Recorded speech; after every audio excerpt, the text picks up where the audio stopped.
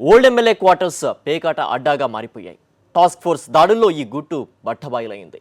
52 మందిని అరెస్ట్ చేసిన పోలీసులు వారి నుంచి 12 లక్షల నగదు, 60 సెల్ ఫోన్లు స్వాధీనం చేసుకున్నారు. అరెస్ట్ అయిన వారిలో రాజకీయ నేతలు, ఇతర ప్రముఖులు ఉన్నారు. కర్నూలు జిల్లా మాజీ ఎమ్మెల్యే పిఏ పర్యవేక్షణలో ఈ వ్యవహారం సాగుతున్నట్లు సమాచారం. ప్రజాప్రతినిధులు ఉండాల్సిన చోట వ్యసనాలు రాజ్యమేలుతున్నాయి.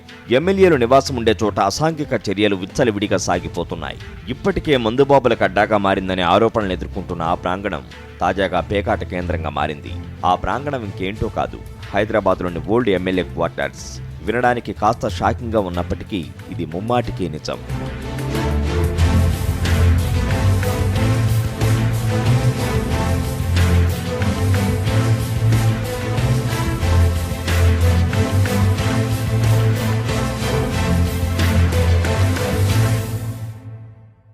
హైదరాబాద్లోని ఓల్డ్ ఎమ్మెల్యే క్వార్టర్స్ పై టాస్క్ ఫోర్స్ పోలీసులు గత రాత్రి ఆకస్మికంగా రైడ్ చేశారు. ఈ దాడితో క్వార్టర్స్ లో పేకాట గుట్టు బయటపడింది. పేకాట ఆడుతున్న 52 మందిని పోలీసులు అరెస్టు చేశారు. వారి నుంచి 12 లక్షల నగదు, 60 సెల్ ఫోన్లను స్వాధీనం చేసుకున్నారు.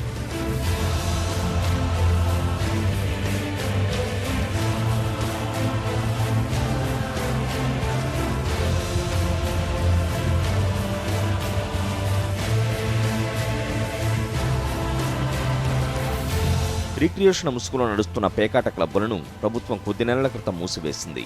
అయితే చూదానికి అలవాటు పడిన వారు కొత్త అడ్డాలను వెతుక్కుంటున్నారు. కొందరు ఏకంగా ఓల్డ్ ఎమ్మెల్యే క్వార్టర్స్ లో కొంతకాలం నుంచి గుట్టుగా పేకాట నిర్వహిస్తున్నారు. ఈ సమాచారం అందుకున్న టాస్క్ ఫోర్స్ సిబ్బంది ఓల్డ్ ఎమ్మెల్యే క్వార్టర్స్ పై దాడి చేసి 707, 708 ఫ్లాట్లలో పేకాట ఆడుతున్న 52 మందిని పట్టుకున్నారు.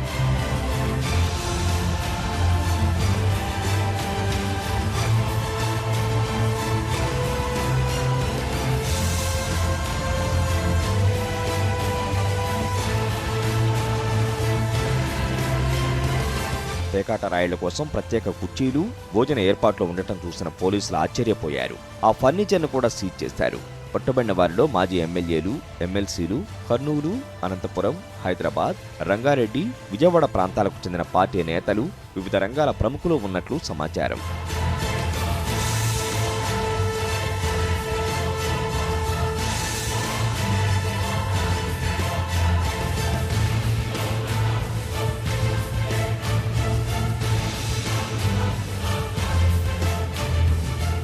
కర్నూలు జిల్లాకు చెందిన మాజీ ఎమ్మెల్యేకు పిఏగా పనిచేస్తున్న నరసింహారెడ్డి, కేశవరెడ్డి అనే వ్యక్తుల పర్యవేక్షణలో ఈ వ్యవహారం జరుగుతోందని సమాచారం.